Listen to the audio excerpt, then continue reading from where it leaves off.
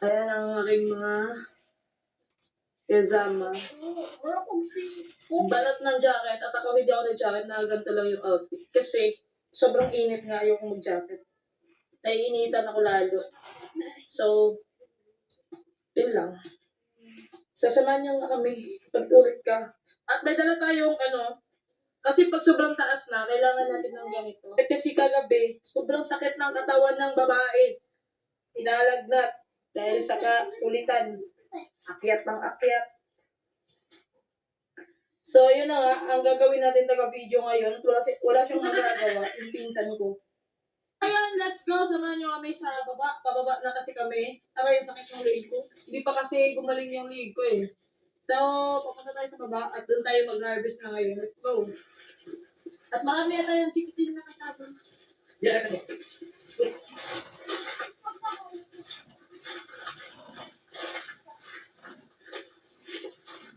Wait, mas lang! Ay, lupit na sa pagkakawin na po? Siguro. Ano tayo? Ano ito? Lagi mo tayo kakabili kapon na! Ang ikaw kapon na eh! Mama! So, sa ako na matapukan na, hindi mo matapukan na mo. Ano ito eh? Hindi ito, matapukan na mo. Saka ito na. At ang mo sakit. Pag dalang pinitakla. Ganito ang gagawin, parang may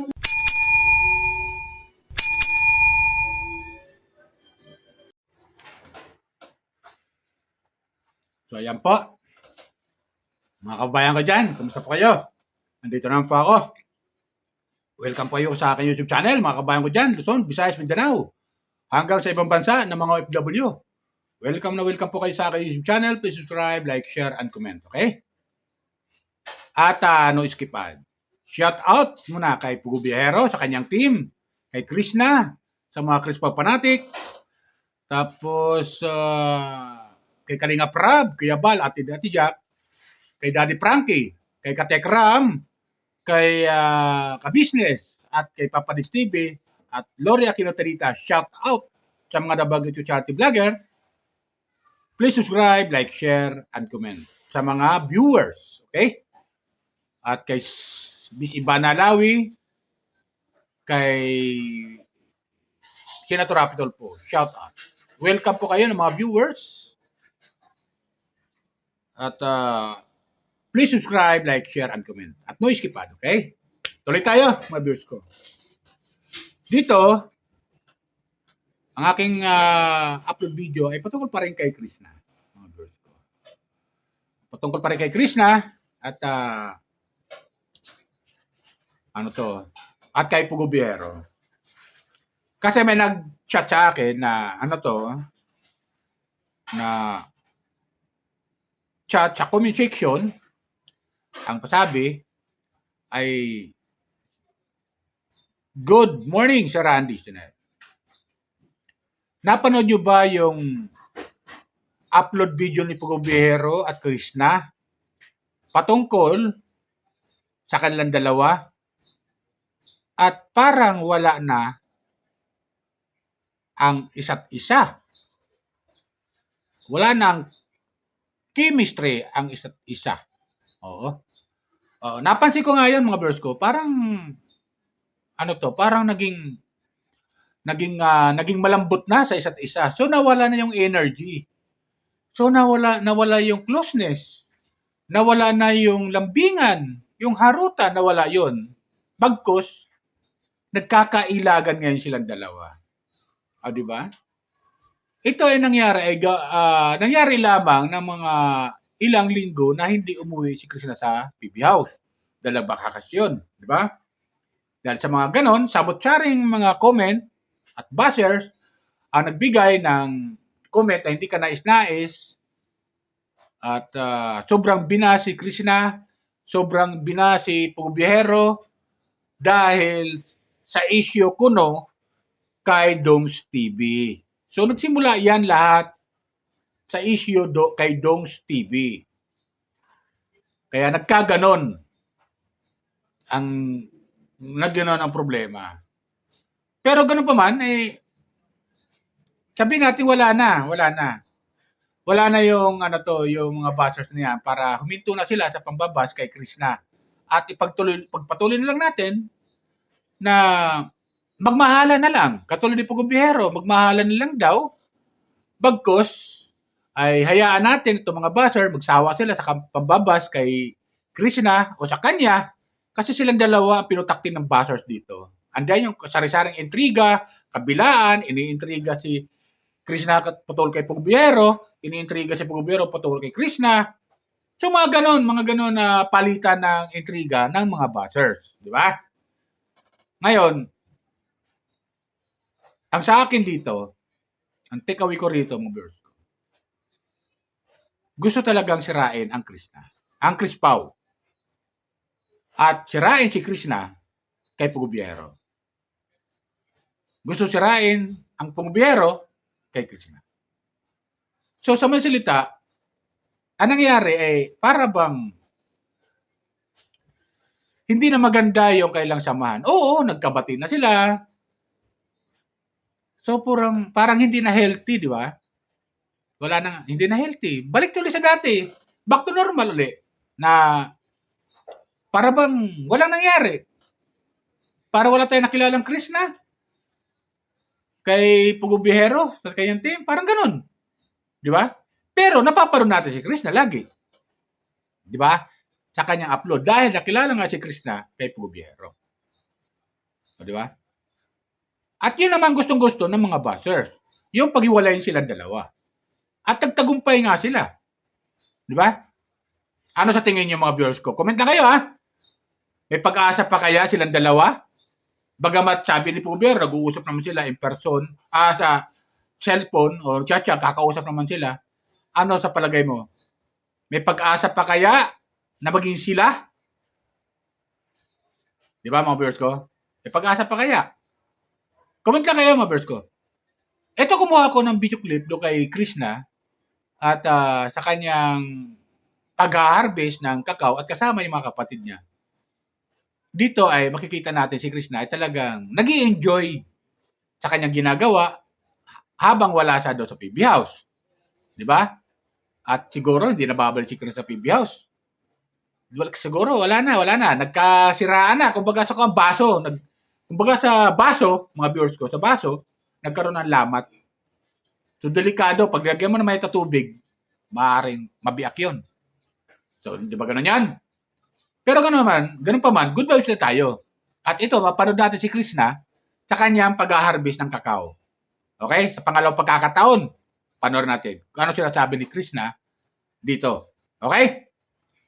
Comment lang kayo ha, at no skipan. Ayan ang aking mga kasama. Balat ng jacket at ako hindi ako ng jacket na ganito lang yung outfit. Kasi sobrang init nga ayoko mag-jacket.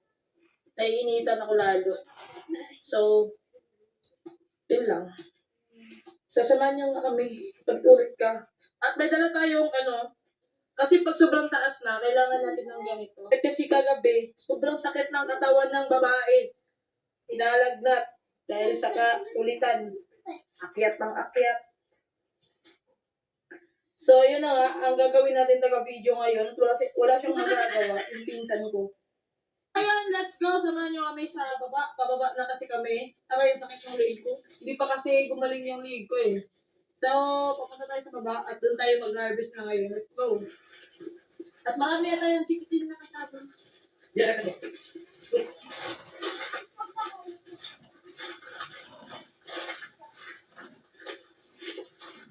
Wait, mas lang! Ay, lupit na sa pagkakawin na po? Siguro. Ako tayo ka, hindi ka. Lagi mo tayo kakabili gapon na! Ako ikaw, gapon na eh! Mama! So, sa ako na matapukan na, hindi ko matapukan na what? Ano ito eh? Hindi ito, matapukan na ako. Saka ito na. At ako na ako sakit. Pag walang pinitakla. Ganito ang gagawin, parang may lumilipat. Takbo na lang. Oh.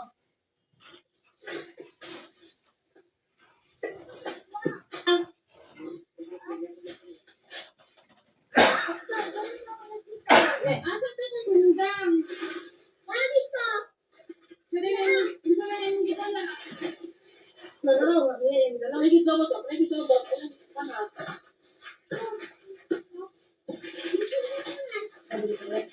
Wala naman eh. Wala naman. Arapin mo. Huwag ka namin. Ay, nakakait na. Ito. Hawa, tanak ma.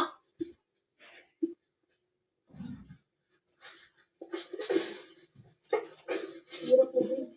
Balik. Ito. Ito yung ka.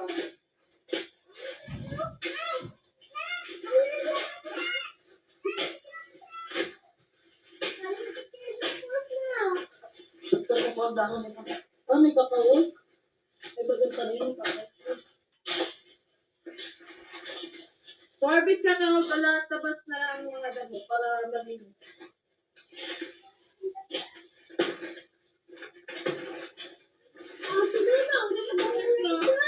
Ha? Wala ko kabalog ha? Kung picture na yun. Hindi ako nakapagod.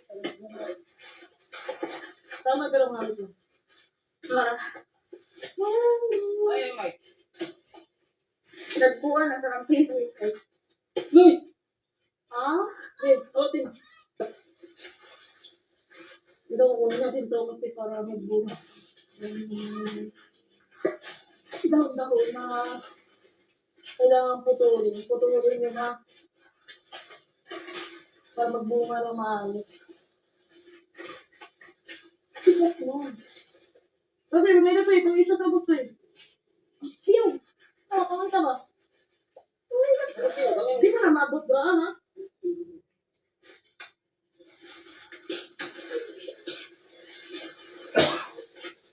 Ay, avocado. Pero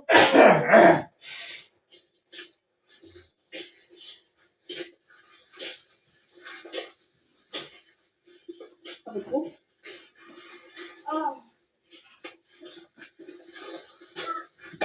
Ay, nandun na tayo. Paligid ako ba kaya tayo? Ang daming avocado. Ang sabi ka? Kaya bato-batuhon man awa to. Ano ikaw muna dito ah.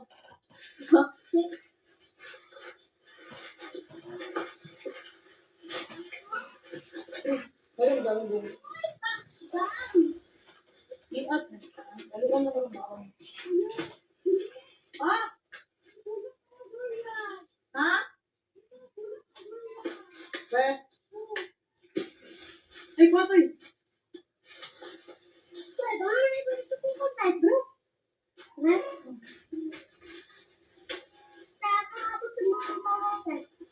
Kita ko sa takam. May karet.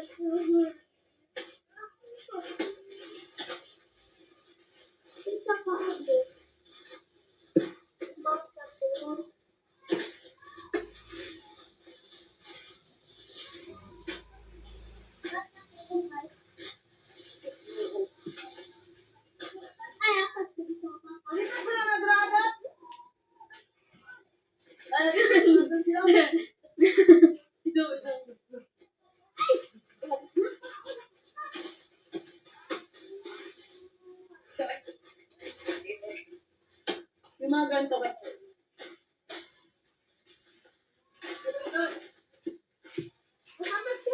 Ayan, rin. Makakain na ulit ang kakao. Kasi kawawa sila nung ano kasi gusto nila babayaan na.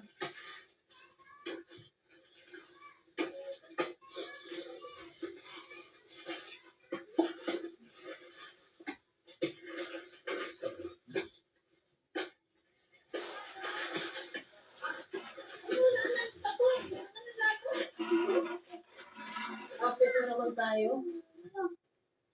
Hindi natin na.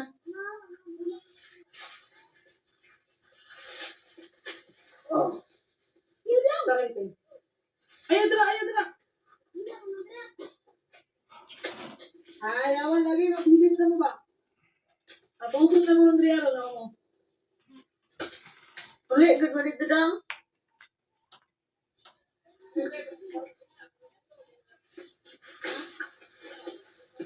Christian na. Lloyd?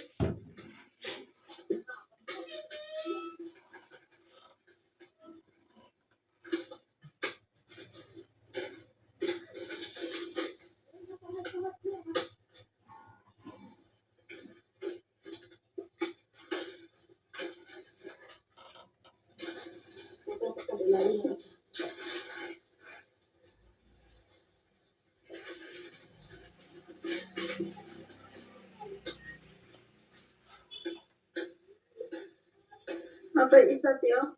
Ay, napumilay na dito tiyo.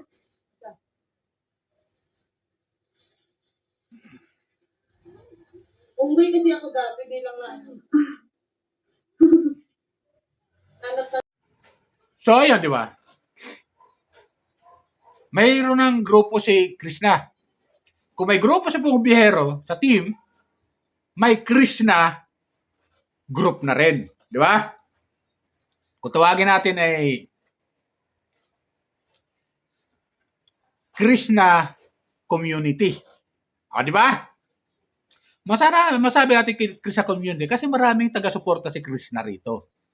Ang views ko. Yung mga nanonood sa kanya, sumusuporta at nanonood sa kanya yan, taga-suporta niya rin yan. Kasama na yung mga bashers na taga-sumusuporta sa kanya.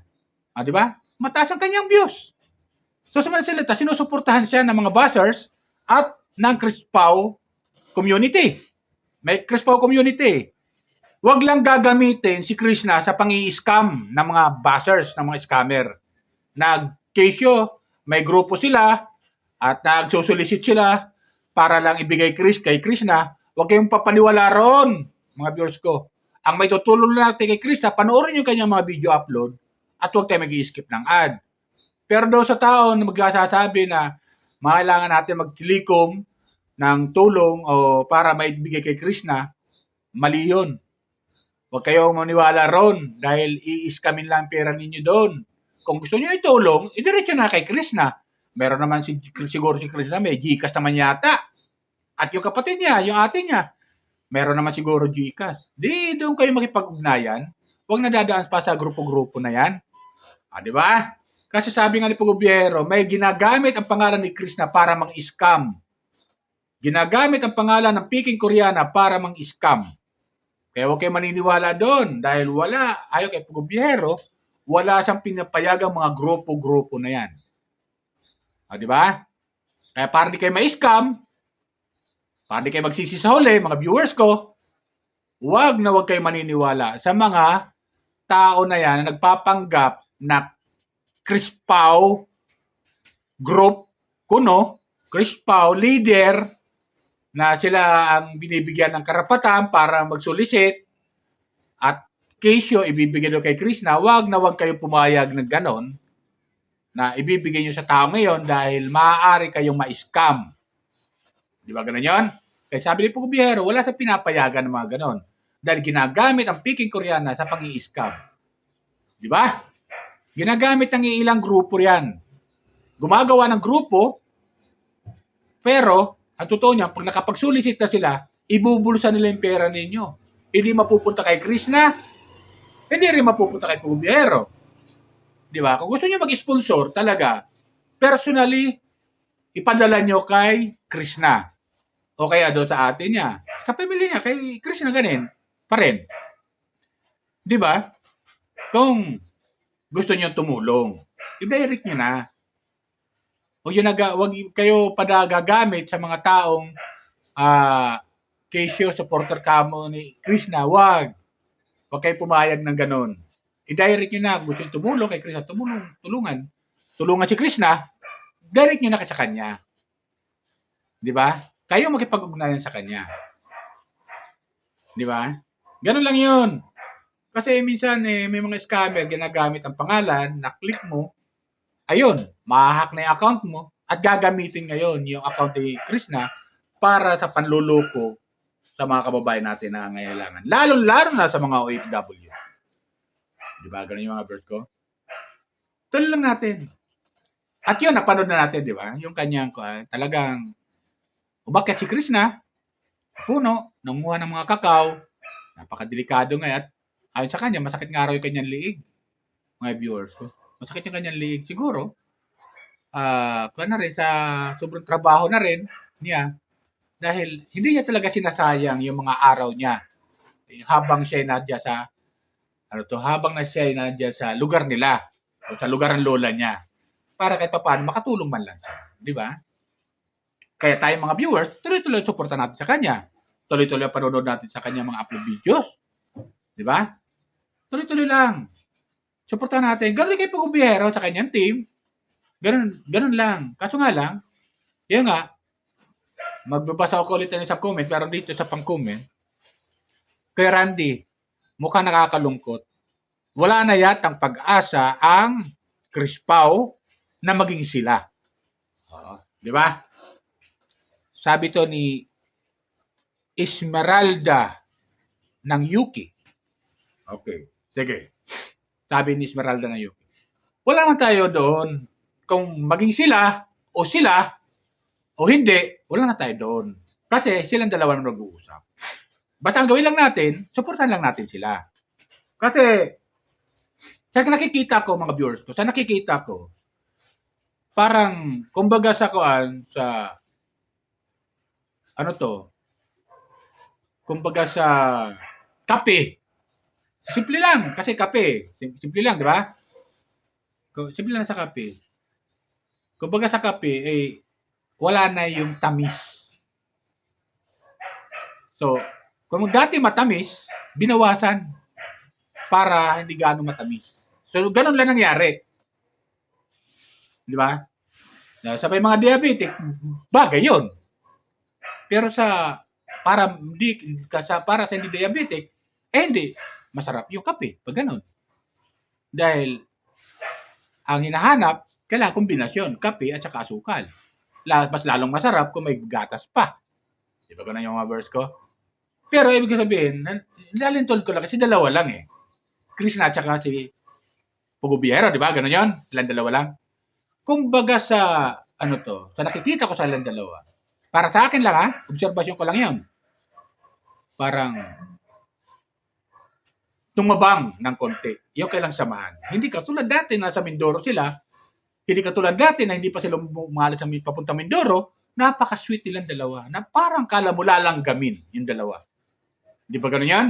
Pero sa ngayon parang, yung mga langgam, parang umalis doon sa kape dahil mukhang hindi nila malalasahan yung tamis. Bagkos ang malalasahan nila ay pait ng kape. Di ba ganun yung mga verse ko? Ganun lang kasimple lang yan.